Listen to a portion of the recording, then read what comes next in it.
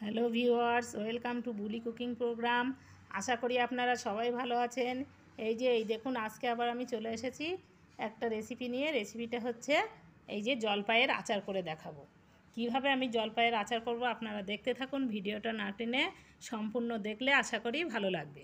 প্রথমে আমি এই যে জলপাই নিয়ে নিয়েছি, জলপাইগুলোর বোটাগুলোও ছাড়িয়ে নিয়েছি।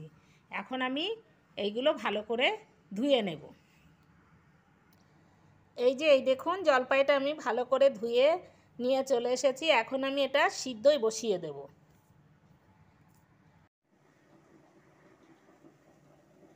এই দেখুন, আমি সিদ্ধে বসিয়ে দিয়েছিলাম, সিদ্ধটা আমার হয়ে গিয়েছে।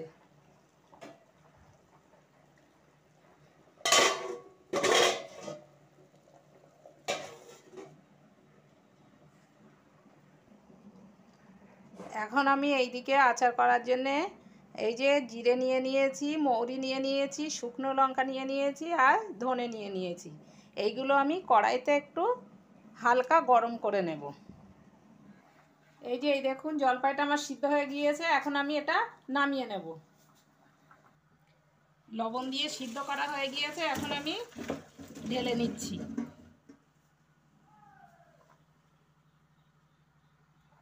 এখন আমি মশলাটা করে নেব বলে প্রথমে এই যে কড়াইতে শুকনো লঙ্কা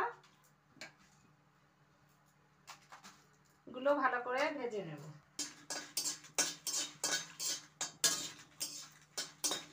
এই যে লঙ্কাটাও হয়ে গিয়েছে। আমি এই আচারটা কিন্তু একটু টক ঝাল মিষ্টি করব, ওই জন্য লঙ্কাটা একটু বেশি নিয়ে নিয়েছি। তারপরে এই যে মৌরি দিয়ে দিচ্ছি,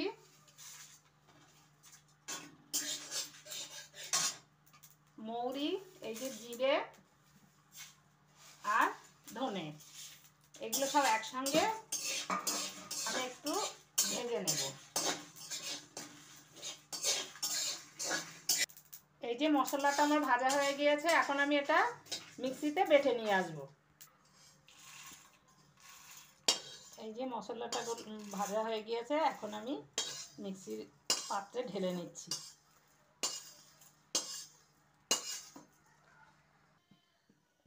এখন আমি কড়াইতে একটু তেল দিয়ে দিচ্ছি।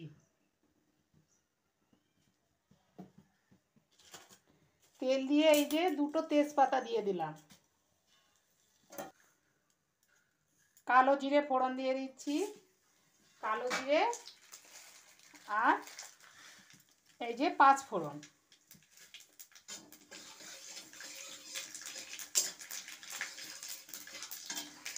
আমি কিন্তু এই আচারটা খেজুরের গুড় দিয়ে করব, তার জন্য এই যে 500 গ্রাম খেজুরের গুড় নিয়ে নিয়েছি।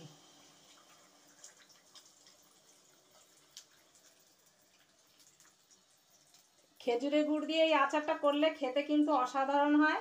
এখন এই শীতের সময় খেজুরের গুড় উঠে গিয়েছে।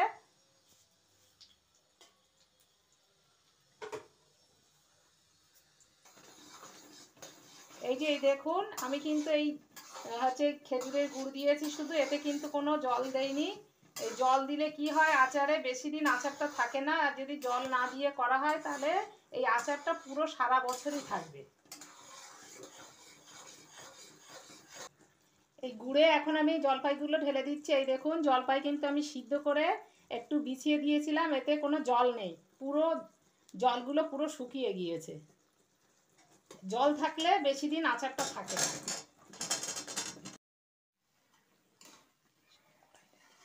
এই দেখুন, আচারটা আমার প্রায় হয়ে গিয়েছে। এখন আমি এই যে যে মশলাটা গুঁড়ো করে রেখে দিয়েছিলাম সেই মশলাটা দিয়ে দিচ্ছি। এই মশলাটা কিন্তু একেবারে আমি মিহি করিনি, একটু গোটা গোটা ভাব আছে, কারণ এই আচার করতে গেলে আচারের মশলাটা একটু গোটা গোটা রেখে দিতে হয়,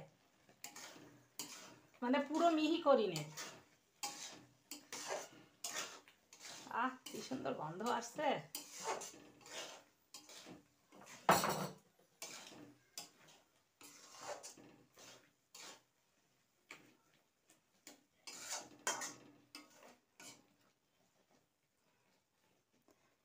ব্যাস, এই যে হয়ে গেল আমার আচার, জলপাইয়ের আচার। এটা একটু ঠান্ডা হয়ে গেলে আমি বয়েমে ভরে নেব।